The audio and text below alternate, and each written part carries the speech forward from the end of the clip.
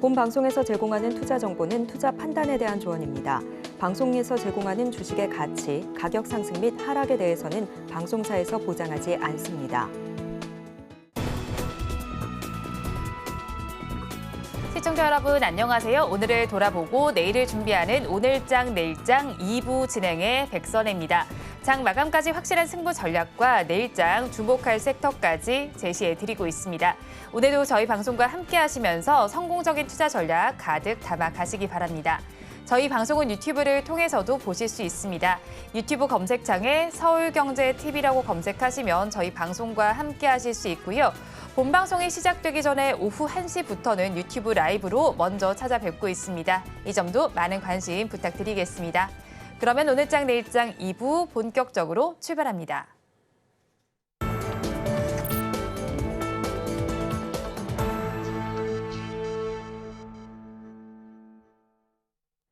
오늘도 두 분과 함께 시장에 대한 이야기 나눠보겠습니다. 나도투자연구소의 이재규 본부장, 영앤리서치의 최진욱 본부장 두 분과 함께합니다. 두 분 어서 오세요. 네, 안녕하세요. 반갑습니다.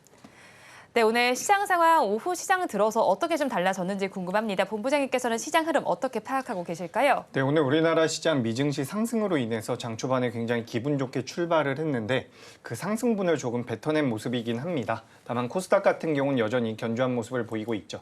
그래서 우리가 시장에 대해서 전반적으로 말씀을 드려보자면 지금 어제부터 코스닥 쪽이 좀 더 상대적으로 강세를 보이고 있는데 이런 시장이 이어진다라고 한다면 개인 투자자분들께는 오히려 좀 긍정적인 시장이 될 가능성이 높다라고 보고 있습니다. 그러니까 지난주부터 저 PBR 관련주들이 변동성이 굉장히 좋았죠.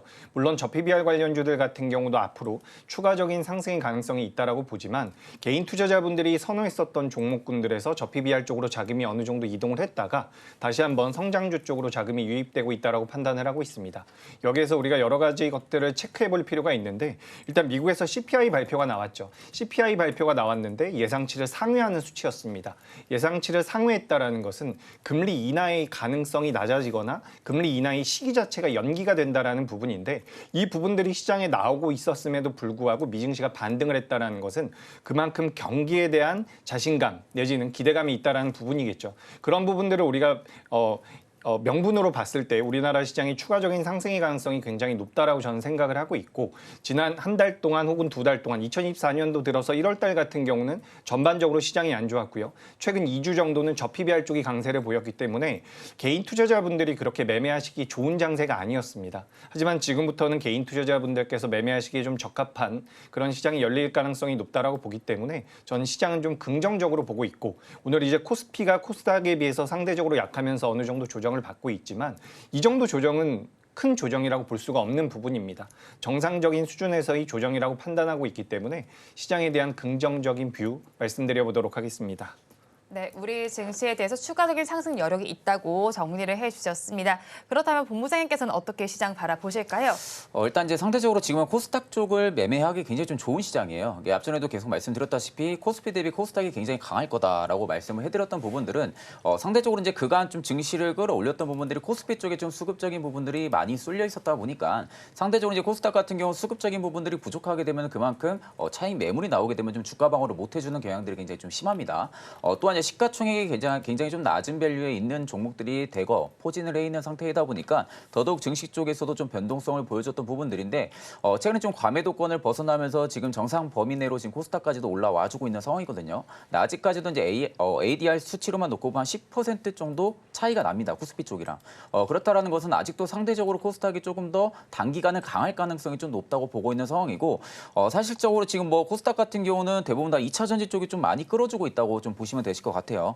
일단 2차 전지 쪽이 좀 끌어주면서 이제 펄어비스 같은 경우도 오늘 좀 6% 넘게 좀 강세 흐름들이 좀 유지가 되고 있는 부분들인데 실질적으로 지금 이제 로봇주들 2차 전지 그리고 반도체 쪽이 좀 코스닥 쪽의 지수를 계속 좀 견인을 해줄 가능성이 좀 높다고 보고 있고 일단 2차 전지가 바닥을 잡았다라는 시그널이 일단은 좀 들어온 상황이다 보니까 이 시그널 바탕으로 해서 코스닥 쪽에 좀 시가총액 상위 밸류의 대부분 다 2차 전지입니다. 그러면 결국 2차 전지 쪽이 바닥 시그널이 나왔다 하게 되면은 2차 전지 쪽에 있어서 좀 좀 어느 정도 바닥에 잡히고 매수세가 좀 쏠린다고 하게 되면은 결국에 코스닥 시장 쪽에서도 긍정적인 여파들은 꾸준하게 좀 이어질 가능성이 좀 높다고 보고 있거든요.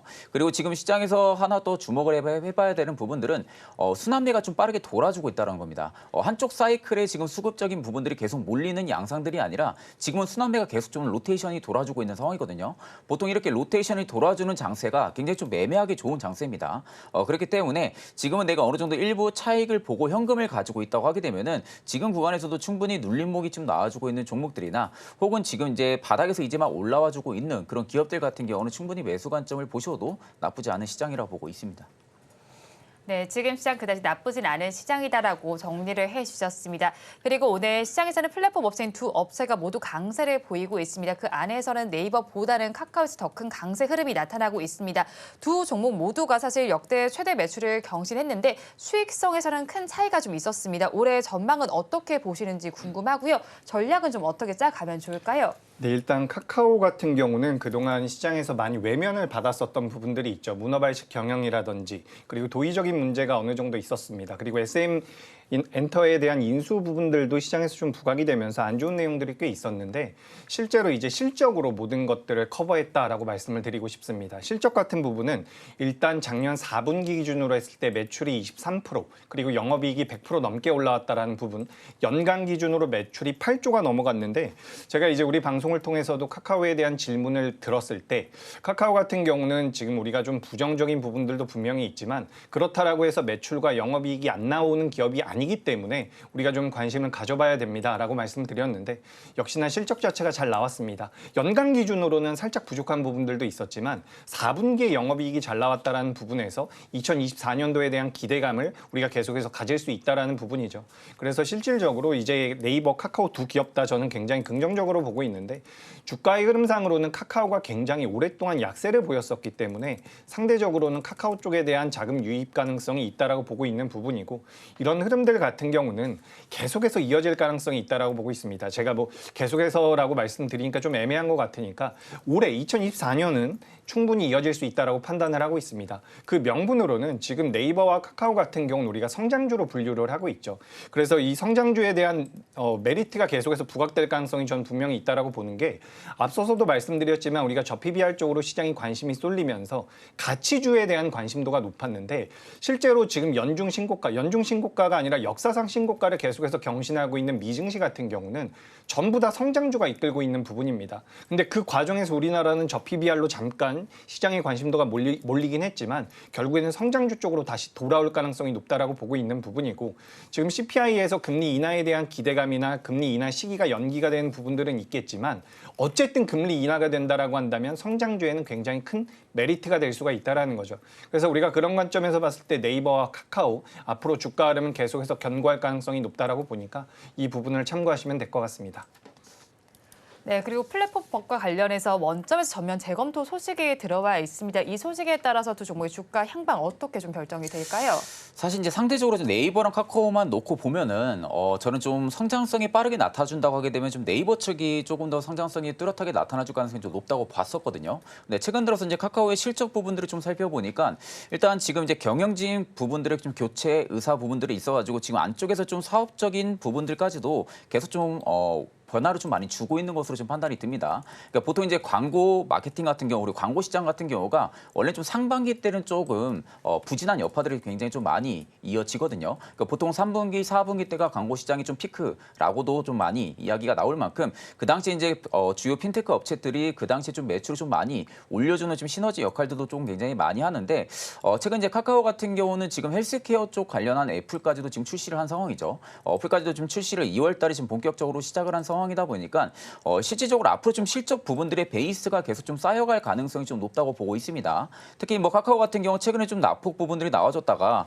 바닥을 잡아주고 나서 지금 상승 기조가 좀 들어와주고 있는데 아직도 지금 상승 기조만 놓고 보면은 여전히 좀 갈 곳이 굉장히 좀 멀습니다. 그러니까 지금 PBR 상으로만 놓고 봐도 굉장히 좀 저평가 국면이라고는 볼 수가 있는데 그간 좀 카카오라든지 네이버 측에서 좀 많이 밀렸던 부분들은 업황 자체가 좀 부진한 여파들이 계속적으로 주가에 담겨왔던 부분들도 있고요. 또 이제 경제 상황에 대해서 좀 민감도 부분들도 영향도 굉장히 좀 크게 받아왔던 부분들이 있었다 보니까 상대적으로 좀 주가가 좀 많이 밀렸던 부분들이 있는데 일단 지금 CPI가 또 예상치 상회를 했는데도 불구하고 시장은 오히려 좀 긍정적으로 또 상승이 들어와주고 있다라는 부분들만 놓고 보면은 그만큼 지금 옛날만큼 CPI 지표를 그렇게 민감하게 반응을 안 한다는 겁니다. 네. 시장이 지금 CPI 지표를 민감하게 반응을 안 한다고 하게 되면은 결국엔 금리 인하 부분들이 지금 더 많은 투심이 살아나 있다라는 거고 그렇다는 건 결국 이제 경기 여파이 회복이 되면 될수록 광고 시장 같은 경우도 충분히 회복이 될 수가 있고요. 거기 이제 카카오 같은 경우가 지금 주력으로 또 카카오 헬스케어 관련한 지금 사업성까지도 이번에 좀 본격적으로 시작을 한 상황이다 보니까 실질적으로 지금 오늘 대금 같은 경우가 저는 정말로 누군가가 좀 의도적으로 지금 많이 담아내고 있는 부분들이 아닌가 싶습니다. 그러니까 지금은 단기적으로 물량을 좀 차익을 보려고 들어오는 물량들이 아니라 확실하게 좀 중장기적인 좀 가치 투자를 느끼고 매력도를 느끼고 좀 들어온 물량들로 보이거든요. 그렇기 때문에 저는 오히려 카카오 주주분들 같은 경우 지금이 이제 또 한 번의 추가 매수 기회라고 보고 있고 반대로 아직 내가 대형주 내에 매수 포트가 좀 많이 없다. 포트폴리오가 없으신 분들 같은 경우는 오히려 지금 같은 경우 카카오를 조금 더 매수 적기로 좀 봐야 되고 일단 네이버 같은 경우가 저는 좀 상방 브레이크가 조금은 걸릴 수 있다고 하는 부분들이 아프리카 TV예요. 일단 이제 아프리카 TV랑 지금 경쟁 구도가 지금 형성이 되어 있는 상황이거든요. 네이버 같은 경우 이제 70 같은 경우가 지금 점유율을 계속 빠르게 올려주고는 있다고는 하지만 실질적으로 아직까지 이 생태계 쪽에 있어서 플랫폼의 입지가 강한 것은 아프리카 TV입니다. 그러면 결국 이제 트위치가 지금 서비스가 종료가 되고 나서 트위치 쪽에서에 대한 스트리머 부분들을 누가 더 데리고 가냐 이 싸움이 저는 좀 굉장히 주가에 향방도 많이 나타날 거라고 보고 있는데 그런 관점으로 볼 때는 단기간은 저는 오히려 아프리카 TV가 좀 점유율 방어는 충분히 해줄 가능성이 높다고 보고 있고 또 오히려 이제 중장기적인 마케팅 효과 부분들만 놓고 본다고 하게 되면은 일단 이제 치식 같은 경우도 충분하게 점유율 부분들을 확보를 해줄 가능성이 높다고는 보고 있는데 일단 이제 실적 부분들하고 배제를 시켜서 일단은 지금 주가를 모멘텀을 좀 끌어올리면서 위로 올려주려고 하게 되면은 일단 이제 치식이 뭐 아프리카 TV 점유율을 좀 바짝 따라가고 있다라든지 네. 이런 이슈들이 일단은 좀 더해져야만이 네이버도 조금 더 상승 파급력이 크지 않을까 그렇게 보고 있는 상황입니다. 네, 네이버보다 조금 상승 탄력이 더 나타나겠다라고 파급력이 더 크겠다라고 정리를 해주셨습니다. 오늘도 시장에서는 가장 크게 강세를 보이는 섹터가 바로 초전도체 섹터입니다. 그 안에서도 원익 P&E의 경우에는 새로운 초전도 물질이라고 불리는 이 결과를 앞두고 시험용 전원 공급 장치를 생산한 부분이 부각을 받고 있습니다. 지금 종목 상승세가 나타나고 있는데 그래도 고점을 돌파하기는 아직 남아있는 만큼 보유자분들은 어떻게 좀 대응을 하면 좋을지 궁금합니다. 원익 P&E에 대해서 질문을 드리고 있습니다. 원익 네. P&E 말씀이시죠. 그래서 오늘 오랜만이 아니라 지금 시장에서 그렇게까지 초전도체와 엮여서 변동성이 나오지 않았었던 기업이 이제 시장에서 변동성이 나오고 있죠. 그래서 그동안 시장에서 많이 강세를 보였었던 뭐 서남이라든지 덕성 이런 기업들 말고 이제 새롭게 또 부각이 되고 있는 기업이라고 보시면 될 것 같습니다. 제 생각에는 주가 흐름상으로는 추가 상승의 여력이 굉장히 많이 남아 있다라고 보고 있기 때문에 원익 P&E를 만약에 초전도체와 관련돼서 매매 접근을 해본다라고 한다면 저는 좀 긍정적인 의견을 드리고요. 오늘 이제 대창이라는 기업 같은 경우도 초전도체와 엮이면서 변동성이 커지고 있습니다.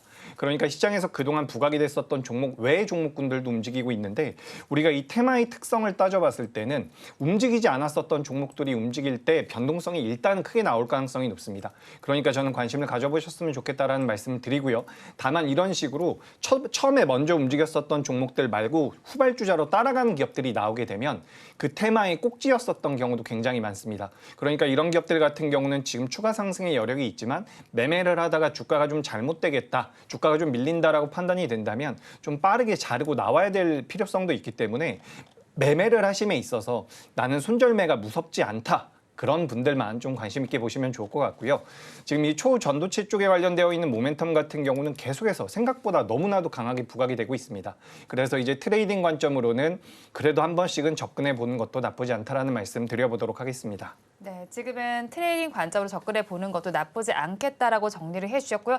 이전에는 뭐 CCS나 파워로직스 같은 종목들이 시세를 분출했습니다. 3월에 일단 이벤트를 앞두고 있는 만큼 앞으로도 이런 종목군에 조금 더 집중을 해서 보는 게 나을까요? 아니면 아직까지 시세가 분출되지 않은 쪽을 바라보는 것이 더 나을까요? 제가 이제 항상 말씀드렸던 부분들은 네. 결국에는 이제 신성 델타테크가 대장을 했었고 최근 들어서 지금 이제 초전도체 관련해가지고 다시 부각이 되고 있는데 생각보다 신성 델타테크의 상승력이 강하지가 않습니다. 그렇다는 상황은 그만큼 과매수 영역 부분에 지금 위치를 해주고 있다는 것을 좀 느끼는 걸로 보여지고 그러니까 이제 주가가 결국에 이제 계속해서 상승 트라이 부분들이 일어나려고 하게 되면은 뭐 초전도체 관련으로 엮여 있기 때문에 뭐 초전도체 관련한 이슈가 계속적으로 팔로우가 돼야 되는데 일단 최근 들어서 다시 한 번 더 팔로우가 된 상황에서 상대적으로 지금 부담감을 좀 많이 느끼는 거죠. 신성 델타테크 같은 경우는 그러면 결국엔 초전도체 이슈가 부각이 되게 되면은 그간 강했지만 좀 많이 물렸었고 그런 종목들이 좀 강할 수밖에 없습니다.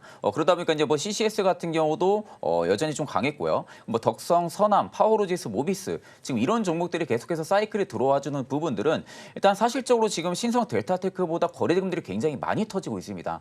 그렇기 때문에 오히려 저는 뭐 대장을 했기 때문에 신성을 계속 좀 잡아야 된다라고 보기보다는 일단 지금 부근에서 이제 초전도체 같은 경우는 제가 이제 앞전에도 항상 말씀드렸다시피 한 2월 중순까지는 모멘텀이 유효할 가능성이 높습니다. 다만 이제 지금 어느 정도 가격이 많이 메리트가 올라와 있는 상황이다 보니까 지금 구간에서 한 차례 좀 오버행 물량이 나오는 시점에 저는 좀 빠져나와야 되는 시점이라고 보고 있거든요. 그러니까 그런 오버행 물량이 나온다고 해가지고 이걸 또다시 눌림목을 노려서 들어가야 된다라는 이슈라 그 부분들로 생각을 하고 진입을 하기보다는 저는 오히려 이번에 연구 결과 이후에 발표 이후에 이게 이제 어떤 향방으로 나올지는 알 수는 없습니다. 근데 그 이유는 이제 속살을 까봐야 알 수 있는 부분들이지만 아직까지 그냥 재료로만 놓고 보면 선 반영을 해주고 있거든요. 재료를 지금 선 반영해서 움직이고 있는 상황들이다 보니까 일단 오버행 물량이 나오는지 부분들을 확실하게 좀 체크를 하고 그때는 좀 손절가를 명확하게 좀 잡고 나와야 된다라고 말씀드리고 싶고 그렇다라는 것은 저는 그 다음으로 조금 더 강한 상승 파급력이 들어와 준다 하게 되면은 모비스 쪽도 지금은 좀 괜찮다고 보고 있거든요. 일단 이제 선암이나 덕성 같은 경우에 대비해서는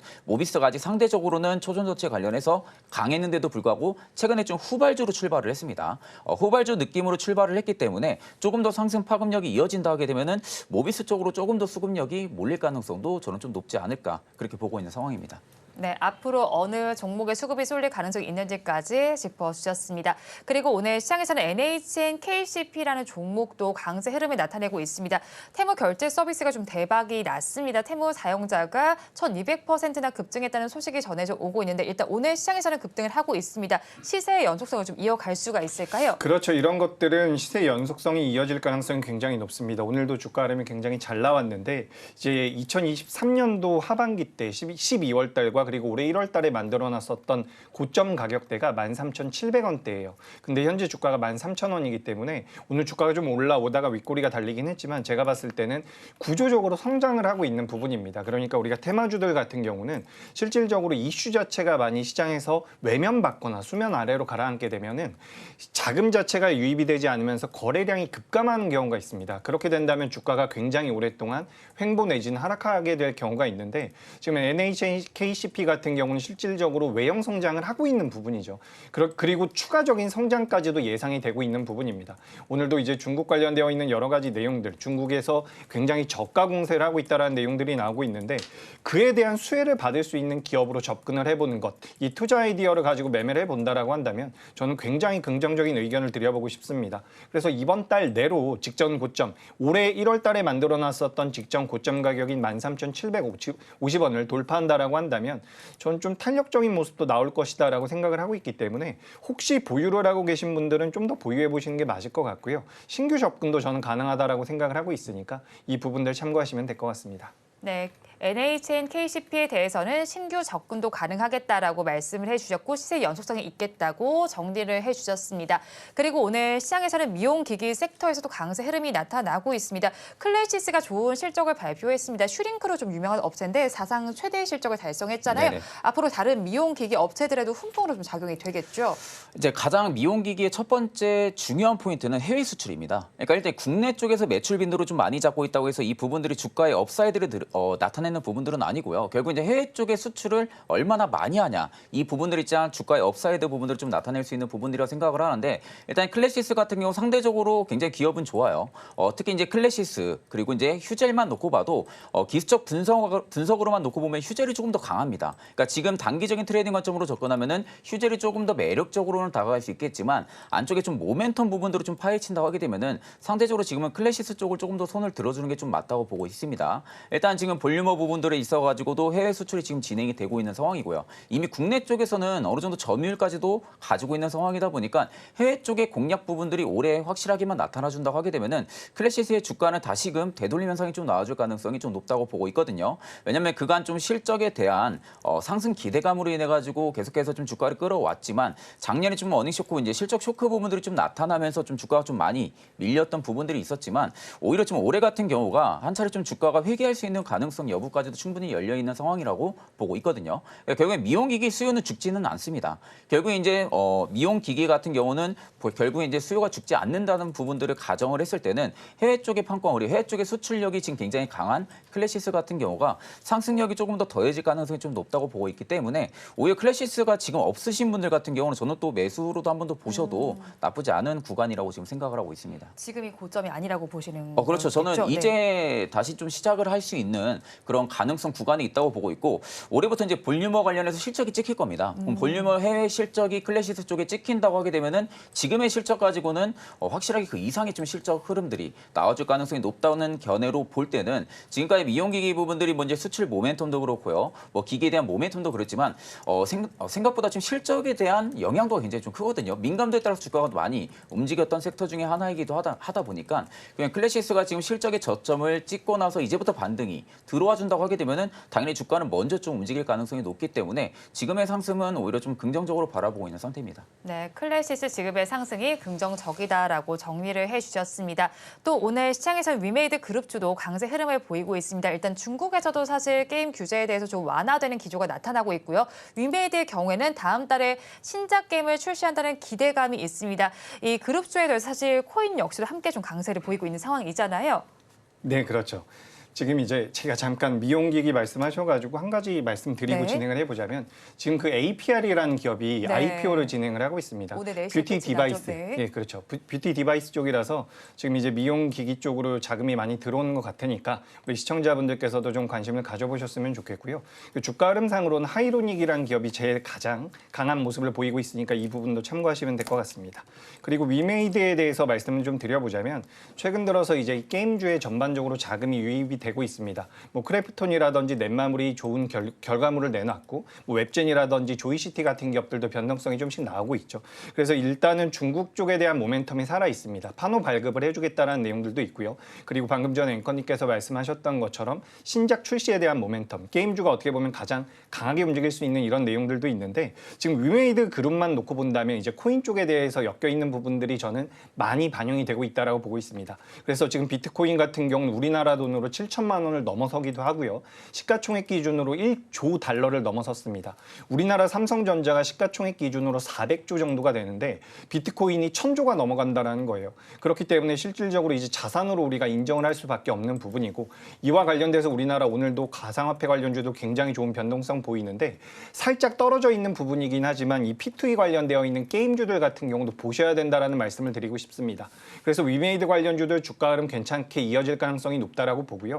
가상화폐와 좀 관련돼서 변동성이 나올 수 있는 기업들을 따져보자면 컴투스 홀딩스라든지 네오 위즈 홀딩스라든지 M게임 같은 기업들도 있기 때문에 우리 시청자분들께서도 이제 가상화폐 쪽에 대해서 관심이 좀 있다. 근데 가상화폐가 계속해서 올라가서 관련되어 있는 종목들을 매매하는데 그중에서 게임주들을 매매해보고 싶다라고 한다면 제가 방금 전에 말씀드린 종목군들 좀 체크를 해보시면 좋을 것 같고요. 위메이드 역시 굉장히 좋은 주가 흐름이 예상이 된다. 이렇게 말씀드려보도록 하겠습니다. 위메이드 좋은 주가 흐름이 예상된다고 정리를 해주셨습니다. 또 실적을 발표한 기업에 대해서 좀 살펴봐야겠습니다. 전고체 기업인데 CIS가 실적을 발표했습니다. 지난해 영업이익이 389억 원대로 집계가 됐고요. 그 전해와 비교를 한다면 거의 400% 가까이 증가한 수치가 나타났습니다. 이 실적 좀 어떻게 바라보셨을까요? 사실 전고체 같은 경우가 양극재나 뭐 이런 장비단 대비해서는 굉장히 좀 약했었거든요. 작년 같은 경우 이제 2차 전지의 좀 광풍 사이클에 들어올 당시에는 전고체 배터리 쪽이 조금 더 약했던 부분들이 있었는데 사실 이제 그런 부분들이 지금을 투심을 좀 자극을 해주고 있지 않을까 생각을 하고 있거든요. 그러니까 결국에 양극재, 그러니까 대부분 다 2차 전지를 본다고 하게 되면은 양극재 단을 좀 굉장히 많이 봅니다. 그러니까 음극재 쪽 같은 경우도 물론 앞으로의 사업 성장성은 좋겠지만 지금 단기간에 실적을 뽑아낼 수 있는 부분들의 양극재이다 보니까 양극재 쪽에 좀 많은 눈이 쏠리고 있는데 있는데, 그러니까 결국 지금 이제 전고체 배터리 쪽을 지금 담아내는 모습들을 보면 대부분 다 메이저급들이 좀 많이 담아내고 있는 부분들이거든요. 그 이제 메이저급들이 지금 전고체 쪽을 계속해서 담아낸다는 부분들은 상대적으로 이제 덜 올랐던 부분들에 있어서 오히려 2차 전지 업황이 부진하다고 할 때는 같이 밀리고, 그리고 오히려 2차 전지 업황이 좀 회복을 해준다고 하게 되면은 양극재 대비해서는 전고체 쪽이 조금 더 상승력이 강해지지가 못했었습니다. 그러다 보니까 지금 전고체 쪽에 조금 더 투심이 좀 쏠려 있는 부분들이라고 지금 보고 있는 상황이고, 일단 지금 CCS만 놓고 보면은 PBR 기준으로만 딱 놓고 봤을 때 올해 3분기 기점을 한 2.9배 정도가 지금 되고 있는 상황이거든요. 근데 PBR 같은 경우는 지금 오히려 CCS가 앞으로 실적 성장성 부분들만 놓고 본다 하게 되면은 충분하게 저평가 영역이라고 좀 판단을 할 수가 있고, 업종 PER만, 업종 밸류로만 놓고 본다 하게 돼도 여전히 지금도 53배밖에 되지가 않습니다. 그러니까 업종 지금 밸류가 한 72배 정도가 되는데도 불구하고 아직도 지금 덜 미치는 여파들이 계속 지금 이어지고 있는 상황이다 보니까 CCS 같은 경우 좀 전고체 배터리 쪽에 대한 좀 사이클이 조금은 이어질 가능성이 좀 높다고 보고 있고, 최근에 6개월선은 충분하게 좀 돌파를 해주고 있거든요. 6개월선은 좀 돌파를 해주면서 일단은 거래대금들까지 실려주고 있다라는 부분들로만 놓고 봤을 때는 일단 6개월선만 이탈을 안 해준다라고 하게 되면은 일단 저점은 계속 높여가지고 가능성이 높기 때문에 한 1,600원대를 좀 지지라인으로 잡으시고 1,600원대를 좀 지켜주는지를 체크하신 다음에 뭐 내일 정도에 좀 진입을 해보셔도 나쁘지 않을 거라고 보고 있습니다. 네, CIS에 대해서는 내일쯤 접근해도 괜찮겠다고 정리를 해주셨습니다. 본부장님 의견 어떠실까요? CIS, 그죠. 전고체 관련주입니다. 네. 최근에 이제 전고체 관련주들이 변동성이 많이 나왔어요. 한농화성이라는 기업도 많이 올라왔고, 관련되어 있는 종목들이 변동성을 굉장히 잘 키웠습니다. 그러니까 우리나라에서는 삼성 SDI가 이 전고체에 관련돼서 가장 큰 메리트가 있는 기업이라고 보시면 되는데, 실제로 상용화되기까지는 굉장히 오랜 시간이 걸릴 거다라는 이야기가 나왔지만, 작년 하반기부터 좀 더 이제 상용화를 앞당길 수 있다라는 내용들이 나오고 있는 부분이라서 전고체와 관련되어 있는 기업들의 주가 흐름이 한번 나온 적이 있습니다. 근데 당시에 이 CIS 같은 경우는 상대적으로 약한 모습을 보였었는데, 실제로 이제 실적이 좀 잘 나왔다라는 부분이 저는 굉장히 긍정적이라고 생각을 하고 있습니다. 그래서 CIS 같은 경우는 시가총액이 8천억이 조금 안 되는 규모예요. 그러니까 적은 규모는 아니거든요. 그러니까 테마성이 강한 종목으로 움직이는, 테마성에 따라서 변동성이 커지는 종목은 아니지만 추가적인 우상향 가능성은 저는 굉장히 높다라고 보고 있습니다.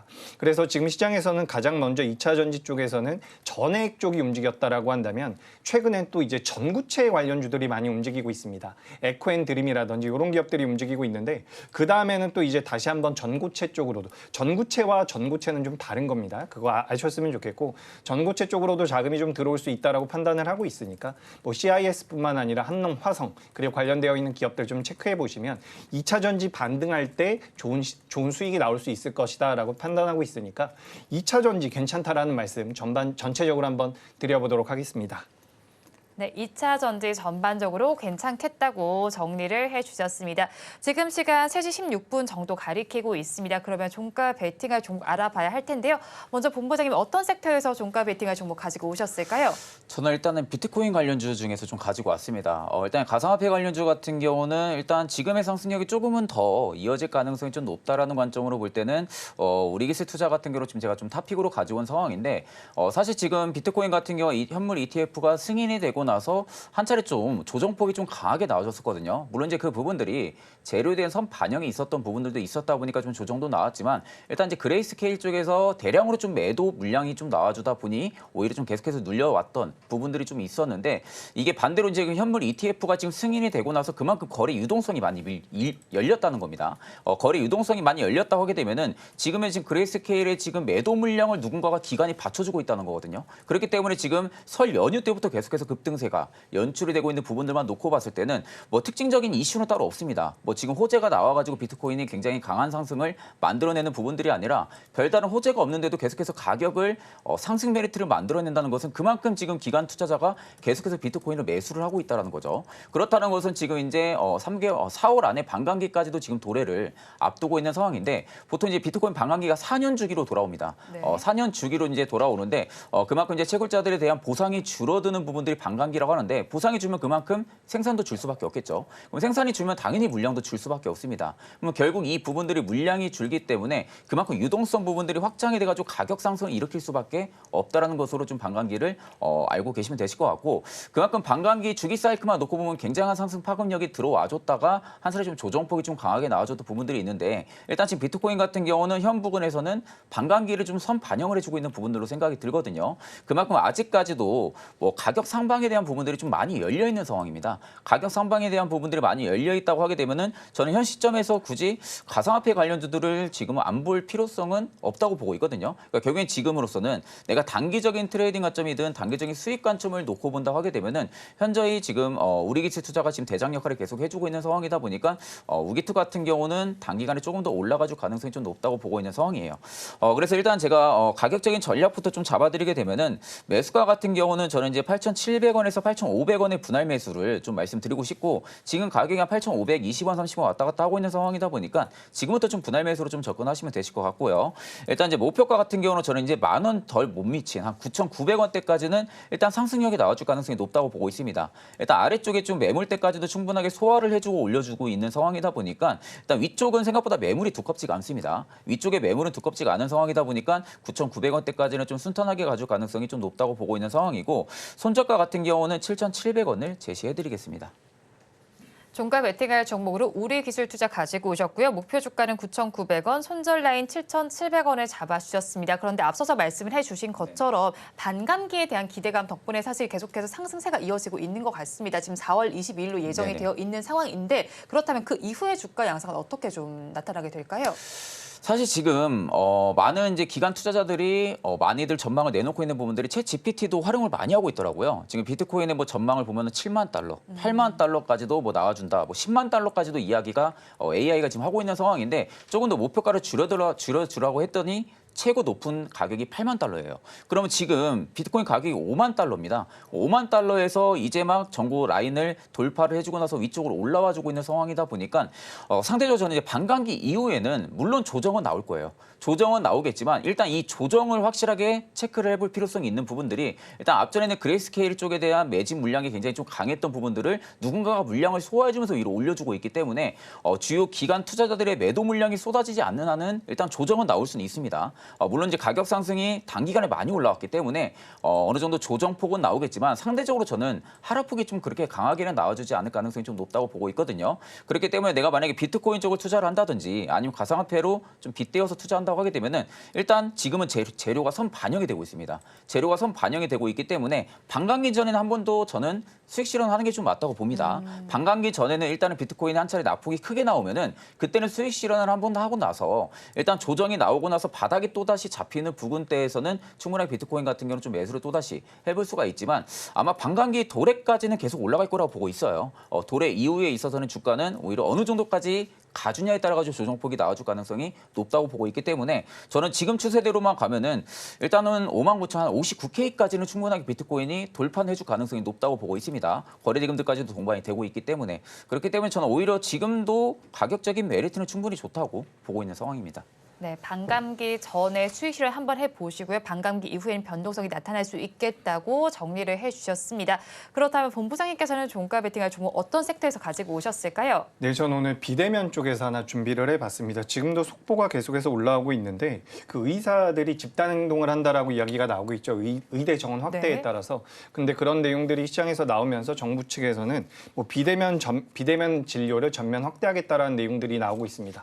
그런 부분들로 인해서 이제 인성정보라는 기업을 제가 오랜만에 좀 준비를 해봤는데 이제 오늘 인성정보가 비대면과 관련돼서 변동성이 좀 나온 부분, 이 부분을 이제 첫 번째 투자 포인트라고 생각을 할 수가 있는 부분이고 두 번째 같은 경우는 오늘 장 초반부터 변동성이 굉장히 커졌었던 종목들이 있습니다. 바로 GST랑 과거에 이제 원방테크라고 불렀었던 기업이죠. 원방테크라고 불렀었던 이 기업이 잠깐 제가 생각이 안 나는데 보고 말씀드리도록 하겠습니다. 바로 KN솔이라는 기업이었죠. 이 기업들이 오늘 변동성을 키운 이유는 액침 냉각과 관련되어 있는 기술력을 가지고 있는 부분이었습니다. 액침 냉각이라는 것은 데이터 센터, 그러니까 우리가 지금 반도체가 많이 판매가 된다라고 하는데 그 반도체가 데이터 센터에 들어간다라고 생각을 하시면 돼요. 그럼 열이 많이 나기 때문에 그 냉각을 하는 그런 기술력을 가지고 있는 기업들이 최근에 주가 흐름이 굉장히 좋습니다. 그래서 GST와 방금 전에 말씀드렸었던 KN솔이라는 기업이 주가 변동성이 굉장히 크게 나왔는데 같이 변동성이 나온 기업 중에 하나가 바로 이 인성정보입니다. 왜 그런가 살펴봤더니 인성정보가 가지고 있는 자회사 중에서 아이넷뱅크라는 회사가 있어요. 근데 이 회사 같은 경우는 미국의 버티브라고 하는 회사와 지금 관계를 맺고 있는 상황입니다. 근데 이 버티브라는 회사가 전 세계에서 데이터 센터 냉각에 관련돼서 1위 기업이라는 거죠. 그래서 최근에 주가 흐름도 굉장히 좋습니다. 시가총액이 30조가 넘어가고 있는 부분이기 때문에 지금 시장에서 많이 많이 알려지지 않은 이런 액침 냉각과 관련되어 있는 모멘텀도 인성정보는 가지고 있다라고 보시면 좋을 것 같습니다. 게다가 앞서 말씀드렸던 것처럼 KN솔과 GST 같은 경우는 상승폭이 좀 있었던 상황이고 오늘도 윗꼬리가 전체적으로 좀 달렸다라고 본다면 인성정보 같은 경우는 그 앞전에 말씀드렸던 것처럼 비대면 쪽에 대한 메리트도 아직까지 보유하고 있기 때문에 비대면과 액침 냉각 이 두 가지 모멘텀을 가지고 추가 상승의 가능성이 굉장히 높다라고 보고 있습니다. 물론 GPT 스토어와 관련되어 있는 부분들도 있지만 일단 크게 봤을 땐 두 가지 내용을 좀 살펴보시면 좋을 것 같고요. 오늘 종가가 좀 올라올 것 같은데요. 오늘 종가 부근에서 공략을 해본다라고 한다면 오늘 종가의 매수가 가능하다라고 보고 있고요. 목표가는 4,500원. 지난 2월 달에 만들어놨었던 1월 달에 만들어놨었던 고점대 부근이라고 보시면 됩니다. 그래서 목표가는 4,500원 말씀드리고요. 손절가는 3,300원으로 말씀드려보도록 하겠습니다. 종가 베팅할 종목 인성정보 짚어주셨습니다. 목표 주가는 4,500원, 손절 라인 3,300원 제시해 주셨습니다. 그렇다면 이제 저희는 마감 동시효과 구간 우리 시장 어떤 분위기 보이고 있는지 양대 시장의 분위기 체크해 보겠습니다. 우리 양대 시장 강하게 출발은 했지만 점차 차분해지는 장세가 펼쳐지고 있습니다. 그래도 낙폭을 조금씩 만회하는 모습이 나타나고 있는데요. 코스피 시장 0.09%의 약세를 보이면서 2,617선의 마감을 준비하고 있습니다. 다음으로 코스닥 지수로 넘어가서 살펴보겠습니다.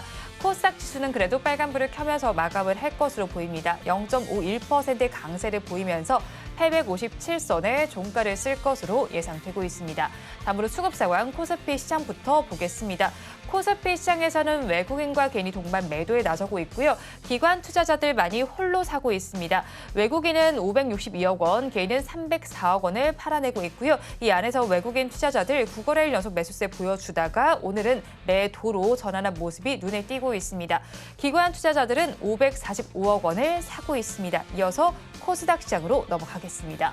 코스닥 시장에서는 개인 투자자들 많이 홀로 사고 있습니다. 반면 외국인과 기관 동반 매도세를 보이고 있습니다. 외국인은 922억 원, 그리고 기관 투자자들 71억 원을 덜어내고 있습니다. 외국인은 오늘까지 2거래일 연속, 기관 투자자들은 7거래일 연속 매도세를 보이고 있습니다. 반면에 개인 투자자들 많이 1,089억 원을 사고 있습니다. 오늘 시장 상황 본부장님께서는 어떻게 바라보셨을까요? 일단 이제 지금 시장 상황에서는 수급적인 부분들은 굉장히 좀 긍정적으로 바라보고 있는 상황이거든요. 네, 다만 이제 시장이 CPI 쪽은 지금 민감하게 반응을 하진 않았고 그렇다는 것은 이제 미국의 PCE 부분들이 좀 민감하게 반응을 할 수가 있습니다. 그렇기 때문에 앞으로 좀 시장 상황이 변동이 된다고 하게 되면 엔비디아 실적 혹은 이제 미국의 PCE 부분들이 있어가지고 어떻게 좀 나아주냐에 따라가지고 시장에 한 차례 좀 단기적인 조정 있는 혹은 변동폭을 보여줄 가능성이 높지만 최근에 좀 개인이 6조 원을 넘게 좀 매도세로 나타냈고 반대로 메이저들이 지금 6조 원 넘게 좀 사들이고 있는 상황이거든요. 그만큼 지금은 이제 수급적인 부분들은 전혀 문제가 없다고 보셔도 되실 것 같습니다. 일단 수급적인 부분들이 문제가 없다고 하게 되면은 최근에 2차 전지 쪽에 대한 움직임이 계속 포착이 되고 있는 상황이고요. 또 이제 반도체 같은 경우도 계속해서 팔로우가 되고 있는 상황이다 보니까 반도체도 저는 지금 많이 오르지 않았냐라고 생각을 할 수가 있는데 저는 이제 막 시작이라고 보고 있습니다. 반도체 같은 경우도. 그렇기 때문에 오히려 지금 이제 고점이라고 생각하는 부분들을 좀 뒤로 미루시고 일단은 반도체 같은 경우도 여전히 계속 좀 관심을 가질 필요가 있다고 보고 있고 앞전에 이제 지금 이제 테마 사이클이 돌고 있는 뭐 초전도체 관련한 이런 테마주들 같은 경우는 재료가 이제 소멸이 되는 관점이 나오면 그때 당시에 이제 바로 좀 대응을 하셔가지고 좀 나오시는 게 맞다고 보고 있습니다. 아직까지 이제 코스피 대비해서 코스닥이 조금 더 상승력은 확실하게 좀 더 나아질 가능성이 높다고 보고 있는 상황이다 보니까 일단 내가 좀 단기적인 트레이딩 관점을 좀 노린다고 하게 되면 일단 지금은 코스닥 쪽을 좀 노려보시는 게 좋고요. 반대로 내가 좀 가치 투자를 좀 해보겠다 하게 되면은 대형주 내에서 이제 코스피 대형주 내에서 이제 2차 전지 쪽도 많고요. 그리고 이제 반도체 쪽도 있기 때문에 그런 쪽을 조금 더 노려볼 수 있는 그런 시기가 되지 않을까라는 관점으로 좀 말씀해드리겠습니다. 네, 지금 어떤 시기인지에 대해서 정리를 해주셨고요. 본부장님께서 시장 어떻게 바라보셨을까요? 네, 제가 이제 우리 시장이 굉장히 좋다라는 말씀을 잘 안 드리는데 네. 저는 이 정도면 굉장히 좋다라고 생각을 하고 있습니다. 지금 우리나라 시장이 미증시 대비해서 상당히 약했죠. 근데 미증시 같은 경우는 성장주라고 불리우는 기업들이 시장을 이끌어왔습니다. 근데 그 과정에서 우리나라 기업들, 우리나라 성장주들 같은 경우는 상대적으로 약했다라는 거죠. 근데 우리나라 시장이 이제 지난주, 지지난주부터는 저 PBR 쪽으로 자금이 몰렸었는데 그 부분들이 다시 한번 성장주 쪽으로 들어올 가능성이 높다라고 보고 있습니다. 그래서 오늘 같은 경우도 코스피가 어느 정도 하락할 가능성도 있는 상황이고 코스닥 같은 경우는 상대적으로 올라오고 있죠. 어제 같은 경우도 마찬가지입니다. 제가 판단을 했을 때에는 우리 시청자분들, 개인 투자자분들 같은 경우는 코스닥 시장이 올라와야지 계좌가 올라올 가능성이 높아요. 그래서 코스닥이 올라오면서 주가가 올라온다라고 한다면 매매를 할 수가 있고 회전율이 올라갈 수가 있다라는 거죠. 그렇게 된다라고 한다면 우리나라 증시가 살아날 가능성이 저는 굉장히 높다라고 보고 있습니다. 그래서 지금 전반적으로 따져봤을 때 미국의 모기지 연체율 같은 경우도 굉장히 낮고요. 가계의 대출에 대한 연체율도 굉장히 낮습니다. 게다가 하이힐드 채권이라 그래서 기업이 내재 가치가 굉장히 떨어지는 기업들이 돈을 빌릴 때에도 굉장히 저렴한 자금으로 빌릴 수 있다라는 거죠. 저렴한 이자로 빌릴 수 있다라는 거죠. 그렇기 때문에 지금 미국 같은 경우는 굉장히 탄탄하다라는 겁니다. 근데 그런 부분들이 우리나라 시장에는 많이 반영이 되지 않았었던 상황이라는 거죠. 그래서 지금부터는 제가 판단을 했을 때 그래도 좀 개인 투자자분들께서 매매하시기에 좋은 시장이 나오지 않을까라고 저는 생각을 하고 있고요. 다만 여기서 조금의 팁을 드려보자면 지금 선순환 속도가 굉장히 빠르게 나오고 있습니다. 그렇기 때문에 이렇게 빠르게 움직이는 시장에서는 내가 보유하고 있는 종목도 순서가 돌아올 가능성이 있으니까 너무 빠르게 종목을 변경하시기보다는 내가 가지고 있는 종목들도 어느 정도는 보유하는 관점으로 좀 끌고 가는 게 어떨까 이렇게 의견 드려보도록 하겠습니다. 지금 보유하고 있는 종목들은 보유하는 관점으로 가져가는 것이 좋겠다라고 정리를 해주셨고요. 오늘 양대 시장은 엇갈리면서 마감을 할 것으로 예상이 되고 있습니다. 수급 상황을 살펴보더라도 외국인 투자자들이 모두 발을 빼고 있는 가운데 코스피 시장에서는 기관 투자자들이 담아내고 있지만 코스닥 시장에서는 개인 투자자들이 좀 지수를 끌어올리고 있는 상황이 펼쳐지고 있습니다.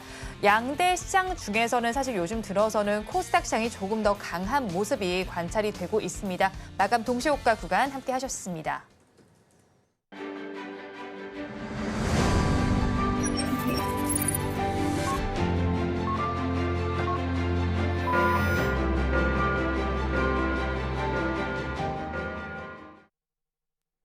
오늘 양대 시장은 엇갈리면서 마감을 했습니다. 업종별로는 어떻게 마감했는지 코스피 시장 먼저 살펴보겠습니다. 지수도 하락세를 보인 만큼 하락한 업종이 더 많이 집계가 됐습니다. 그 안에서 가장 크게 힘을 내지 못했던 업종은 운수 장비 업종으로 1.89%의 내림세가 나타났고요. 그 뒤를 이어서는 전기가스업이 1.61% 하락 마감했습니다. 섬유의복 업종 역시도 1.16% 하락 마감을 했습니다. 다음으로 코스닥 시장으로 넘어가서 살펴보겠습니다. 지수가 빨간불을 켠 만큼 이쪽에서는 빨간불을 켠 업종이 더 많습니다. 일반 전기전자 업종이 가장 강했습니다. 2.92%의 강세를 나타냈고요. 그 뒤를 이은 업종은 컴퓨터 서비스 업종으로 2.39% 상승 마감했습니다. 금융 업종에서도 2.32%의 상승 흐름이 나타났습니다. 오늘 시장 엇갈리면서 마감을 한 가운데 여러 가지 뉴스도 좀 나와 있습니다. 테슬라에서는 이제 휴머노이드가 상용화가 임박한 상황입니다. 그런 만큼 어떤 종목들이 수혜를 볼지 좀 궁금한데 이 이슈에 따라서 어떤 종목군들을 저희는 바라보면 좋을까요? 휴머노이드 하게 되면 첫 번째로는 레인보우 로보티스죠. 일단은 뭐 지금 국내에서는 휴머노이드 쪽에 대한 기술 경쟁력을 가지고 있는 게 레인보우 로보티스이다 보니까 일단 레인보우 로보티스 같은 경우 휴머노이드에 대한 좀 재료에 좀 민감하게 움직일 가능성이 좀 높다고 보고 있고 그만큼 이제 휴머노이드 쪽에 대한 제품에 대한 좀 상용화 부분들이 좀 많이 다가오고 있는 상황이거든요. 그만큼 이제 제품에 대한 어느 정도 구동력이라든지 검증력 부분들이 계속해서 올라와주고 있기 때문에 실질적인 수혜를 휴머노이드 쪽에서 본다고 하게 되면은 일단 좀 레인보우 로보티스가 좀 유력하지 않을까 보고 있는 상황이고 결국엔 지금 레인보우 로보티스 같은 경우는 상승을 해줄 수 있는 재료들도 굉장히 좀 많습니다. 삼성 같은 경우도 이미 일본 쪽에 R&D 센터까지도 지금 설립한 상황이다 보니까 최근에 뭐 지분 부분들 관련해서 좀 이슈가 있었죠. 다만 이제 공시를 통해서 뭐 지금은 전달된 바가 없다라는 이제 그런 이슈가 있었음에도 불구하고 주가는 생각보다 민감하게 반응을 하진 않았어요. 그렇다라는 것은 결과론적으로 삼성 쪽이랑에 대한 협업 부분들이 충분하게 올해는 좀 진행이 될 가능성이 높다고 보고 있고 두 번째로는 오히려 지금 로봇 기업들 중에서 유일하게 흑자가 2년 연속 나오고 있습니다. 그만큼 레인보우 로보티스가 지금 유일하게 2년 연속 흑자가 나온다는 부분들만 놓고 봤을 때도 앞으로 좀 성장주 밸류 가치성을 코스닥 쪽에서 충분하게 받아줄 가능성이 높다고 보고 있고 아마 이제 계속해서 로봇 시장이 웹8형 시장보다 양팔형 시장으로 많이 바뀔 겁니다. 그간에는 좀 웹8 시장이 좀 어느 정도 줄을 이뤘다 하게 되면은 휴머노이드 쪽에 대한 상용화가 확실하게 된다고 하게 되면은 양팔 쪽으로 좀 이루어질 가능성이 높다는 관점으로 볼 때는 올해 지금 레인보우 로보티스는 앞으로 좀 상승 파급 효과는 충분하게 나와줄 가능성이 좀 높다고 보고 있는 상황입니다. 네. 휴머노이드 로봇과 관련해서 레인보우 로보틱스를 바라보면 좋겠다는 의견을 제시해 주셨습니다. 그리고 2차 전지와 관련된 이야기도 좀 나와 있습니다. LG 에너지 솔루션에 대해서 좀 이야기가 나와 있는데 김동명 사장이 4680 원통형 배터리를 이르면 8월부터 양산하겠다는 소식이 들어와 있습니다. K 배터리가 이제 대반전을 노린다고 봐야겠죠. 네, 원래 우리 K 배터리는 잘 나가고 있었는데 네. 이제 전방 수요 둔화에 대한 리스크 때문에 주가 흐름이 굉장히 안 좋았다라고 생각을 하고 있습니다. 이제 뭐 리튬 가격도 어느 정도 돌아서고 있다라고 하니까 이제 셀 업체이긴 하지만 어쨌든 이 수요 자체가 굉장히 중요하고 시장 분위기를 따라갈 가능성이 저는 굉장히 높다라고 보고 있는데 그런 관점에서 봤을 때 저는 우리나라 셀 업체들 같은 경우는 전반적으로 올라올 가능성이 높다라고 보고 있습니다. 제가 그러니까 작년 10월 달, 11월 달쯤, 10월 달쯤에 이제 우리나라 2차 전지 관련주들이 안 좋을 겁니다라는 말씀을 많이 드렸고 욕도 좀 많이 먹었었는데 이제 12월 달, 1월 달 되면서 2차 전지 같은 경우는 이제 매수를 해야 됩니다라는 말씀을 많이 드리고 있습니다. 그러니까 지금 수급 상황 자체가 굉장히 많이 개선이 되고 있어요. 지난 한 달 동안, 지난 2달 동안 우리나라를 대표하고 있는 2차 전지 종목군들이라든지 셀 업체를 보면 수급이 나쁘지가 않습니다. 제가 봤을 때는 관련되어 있는 기업들 같은 경우는 1월 달이나 2월 달에 저점을 이탈하지 않는다라고 한다면 지금부터 이제 반등에 나설 가능성이 굉장히 높다라고 보는 거죠. 물론 추세적인 반등으로 들어가기 위해서는 매출이나 영업이익이 찍혀야 됩니다. 판매량이 늘어나거나. 하지만 그런 부분들까지 아직까지는 우리가 예측을 하기가 어려운 부분인데 그런 추세적인 반등이 나오기 이전에 나오는 반등도 반등은 반등입니다. 그러니까 지금부터 일단은 기술적인 반등에 들어가면서 여기에서 수치가 찍힐 때까지 반등이 이어진다라고 한다면 추세 반등까지도 이어질 가능성이 굉장히 높다라는 거죠. 그렇기 때문에 저는 2차 전지 쪽 같은 경우는 수익률 게임 측면에서는 저는 굉장히 긍정적으로 생각을 하고 있어요. 그래서 2월 달, 3월 달 2차 전지는 포트에 만약에 없다라고 한다면 저는 담아 두셔야 된다라는 말씀 드려보도록 하겠습니다. 네, 포트폴리오 2차 전지주들이 없다면 지금 담아봐도 좋겠다는 의견을 제시해 주셨습니다.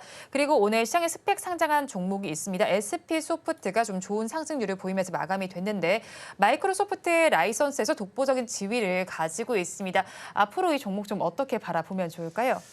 사실 이제 이런 신규 상장주들은 기업 분석 밸류 자체가 되지가 않습니다. 그러니까 이제 막 상장을 했기 때문에 지금은 어느 정도 밸류로만 놓고 봐서 이 기업이 앞으로 더 가겠다, 아니면 어느 정도 좀 눌림이 나오겠다라는 부분들로 보기에는 다소 아직은 조금 더 시간적인 부분들을 좀 두고 봐야 된다고 보고 있고, 그렇다라는 것은 단순히 이렇게 신규 상장주들은 정말로 그냥 트레이딩 관점으로만 접근을 하셔야 되거든요. 일단 이제 트레이딩 관점으로만 놓고 봐도 지금 일단은 앞전에 시초가부터 계속해서 끌어올렸던 부분들의 대금은 명확하게 좀 들어와 준 부분들이에요. 일단 대금은 명확하게 주고 누군가가 지금 계속해서 매수 물량을 넣어주면서 위로 올라와 줬는데 고가권에서 지금 박스를 치면서 결국에는 마감을 해줬습니다. 그렇다는 것은 지금의 물량이 이탈한 흔적들이 없기 때문에 추가적인 상승 여력도 충분히 열려 있다고 볼 수가 있는 부분들인데, 결국 이제 신규 상장주들은 단순히 그냥 트레이딩 관점으로만 일단은 좀 접근해 보시는 게 맞다고 보고 있고, 그 이후로 어느 정도 이제 주가의 흐름들이 좀 만들어지면서 기업의 밸류를 좀 분석할 수 있는 그런 시기가 온다고 하게 되면은 그때는 뭐 어느 정도 바닥을 잡았을 때 뭐 매집을 한다든지 아니면 어느 정도 좀 분할 매수 관점으로 같이 투자를 한다든지 이런 부분들이 좀 분석이 가능하기 때문에 일단 신규 상장주들은 5년이 지금은 트레이딩 관점으로만 좀 접근을 해보시는 게 맞다고 보고 있는 상황입니다. 네, 지금은 트레이딩 관점으로 접근해 보는 것이 맞다고 정리를 해주셨습니다. 실적이 이제 마무리 단계에 접어들고 있는데 사실 실적이 좋지 못했던 기업도 있습니다. 이마트가 창사 이래 처음으로 적자를 기록을 하면서 목표가도 하향하는 모습이 나타나고 있습니다. 실적 개선에 시간이 걸린다는 입장이 증권가에서 계속 나오고 있는데 본부장님께서는 어떻게 바라보시나요? 네, 일단 유통업체들 같은 경우는 실적 개선이 쉽지가 않습니다. 그래서 이마트 같은 경우는 저 PBR 쪽에 대해서 시장에서 부각이 됐을 때 주가가 굉장히 탄력적으로 한번 올라왔었어요. 당시가 이제 1월 29일이었습니다. 저도 당시에 이 이마트를 보면서 주가적인 흐름은 좀 더 나아질 가능성이 있다. 추가적인 상승이 나올 가능성이 높다라고 말씀드렸었는데 당시에도 이런 말씀을 같이 드렸습니다. 근데 이마트가 실제로 매출이 늘어나거나 영업이익이 늘어날 가능성은 적기 때문에 이 저 PBR 쪽에 대한 관심도가 떨어지게 되면 매도를 하는 관점이 좋습니다라고 말씀드렸는데 실제로 이제 저 PBR 관련주로서 실적 자체가 찍히지 않는 기업들이 꽤나 있다라는 거죠. 그래서 우리가 전체적으로 봤을 때 저 PBR 관련주를 무조건 매수하시면 안 되고 어쨌든 돈을 벌고 있는 기업을 매수해야지 자사주 매입이라든지 여러 가지 주주 환원책을 할 수가 있다라는 거죠. 그래서 그런 관점에서 봤을 때 이마트는 살짝 아쉬운 부분이 있다라는 말씀을 드리고요. 그리고 이제 이 유통업체들 같은 경우는 앞서 말씀드렸던 것처럼 지금 업황 자체가 그렇게 크게 개선될 가능성은 제한적이라고 보고 있습니다. 그래서 뭐 중장기적으로 투자한다라고 한다면 중간에 무슨 묘수가 나올 수도 있겠지만 제가 만약에 이마트의 CEO라고 한다면 딱히 할 수 있는 게 많지는 않다라고 생각이 든다라는 부분이죠. 그렇기 때문에 우리가 만약에 매매를 한다라고 한다면 이마트보다는 시장에서 좀 부각이 될 수 있는 종목들. 지금 뭐 AI 같은 경우는 9천조를 모아보겠다라는 이야기들도 나오고 있고요. 제약바이오 같은 경우도 계속해서 성장을 하고 있는 부분. 로봇이라든지 다른 관련주들 같은 다른 성장주들 같은 경우도 시장에서 부각될 만한 메리트가 있는데 이 유통 관련주들은 저는 살짝 부정적인 말씀을 드려보도록 하겠습니다. 그래서 매매를 하실 때는 저는 성장성이 굉장히 중요하다라고 보니까 이 부분 참고하시면 될 것 같습니다. 유통업계에 대해서는 업황 회복 가능성이 낮은 만큼 다른 쪽으로 시선을 돌려보자고 정리를 해주셨습니다. 지금까지 나도투자연구소의 이재규 본부장, 영앤리서치의 최진욱 본부장과 함께했습니다. 오늘 두 분 말씀 고맙습니다. 오늘장 내일장 2부에서 전해드린 내용 정리해서 보여드리겠습니다. 화면으로 확인해 보시죠. 오늘장 내일장 2부의 핵심입니다. 먼저 이재규 본부장의 종가 베팅 종목입니다. 인성 정보를 짚어주셨고요. 정부 비대면 진료 확대 속에서 수혜가 전망된다고 전해주셨습니다. 목표 주가는 4,500원, 손절 라인 3,300원 제시를 해주셨습니다. 다음 장으로 넘어가서 최진욱 본부장의 종가 베팅 종목 체크해 보겠습니다. 우리 기술 투자를 짚어주셨습니다. 상승 랠리가 지속될 기대감이 고조되고 있습니다. 목표 주가는 9,900원, 손절 라인 7,700원 제시해 주셨습니다. 본 방송에서 제공하는 정보는 투자 판단에 대한 조언일 뿐 해당 주식의 가치와 수익률을 보장하지는 않습니다. 아울러 서울경제TV와 서울경제신문은 당사의 브랜드입니다. 최근 당사를 사칭하는 피해 사례가 늘어나는 만큼 각별히 주의해 주시기 바랍니다. 오늘장 내일장 2부에서 준비한 순서는 여기까지입니다. 저희는 내일 이 시간도 여러분과 함께하겠습니다. 오늘도 시청해 주신 여러분 고맙습니다.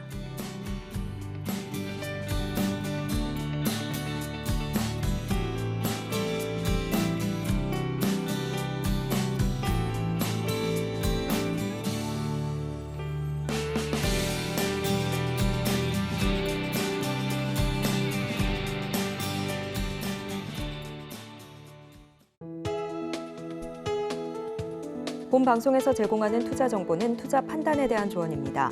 방송에서 제공하는 주식의 가치, 가격 상승 및 하락에 대해서는 방송사에서 보장하지 않습니다.